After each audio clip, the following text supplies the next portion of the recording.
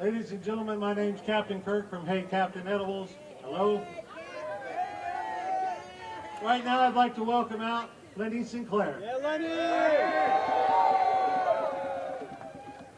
Thank you, Captain Kirk, and thank you for everybody who is here today. And thank you for everybody who's been coming to Hash Bash every year. And I want to know, is there anybody here who attended the first Hash Bash in 1972? Number 2, I was in the second one.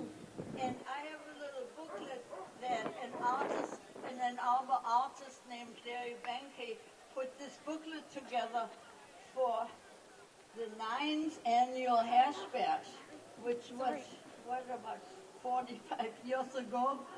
Anyway, and he ran down the history of how it started and all the posters that were made, and an article about State Representative Kerry Bullock coming to the 7th Hash Bash and lighting up a joint on the Diag, and he got into a lot of trouble for that. But War hero. anyway,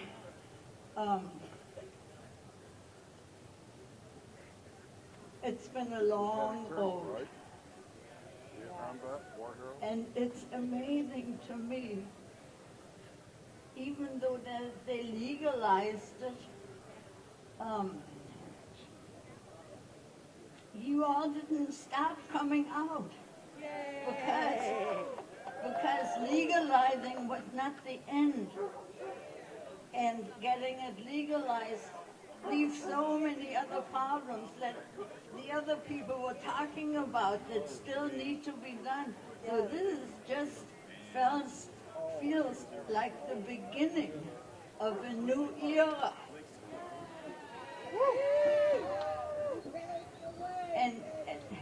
And one thing, do you remember the White Panther Party that started in Ann Arbor? Yes.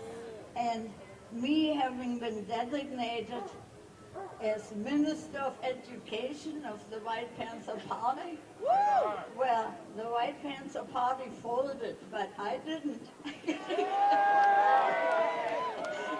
And I'm educating, and one thing I would like to educate people a little bit about is the influence of John Sinclair had. Think about it in financial terms. Almost everybody who got busted had to pay a lot of money to get out of it, and their families had to suffer. And when John went to jail and got released, and the Michigan marijuana laws were changed, like from 20 to life to 5 years max, if you could imagine if John hadn't managed to change the law by going to jail,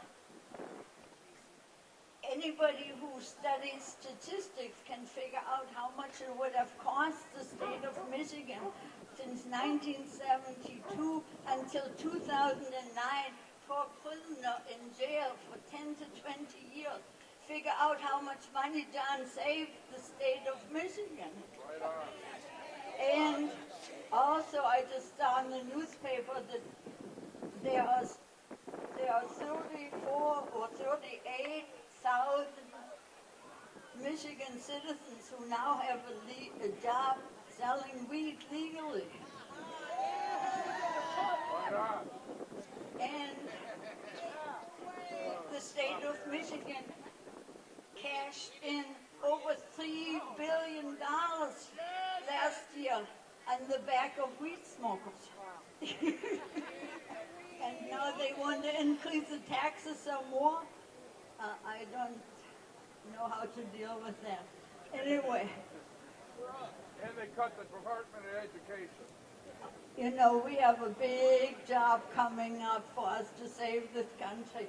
When I came, and for the last 60 years I lived in America, I've had faith that Americans will not stand for bullshit forever.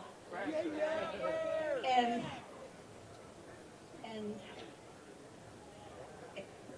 I listened to Bob Seger on the radio the other day, and the last line of that last line stuck in my mind that said, I'm older now, but I'm still running against the wind.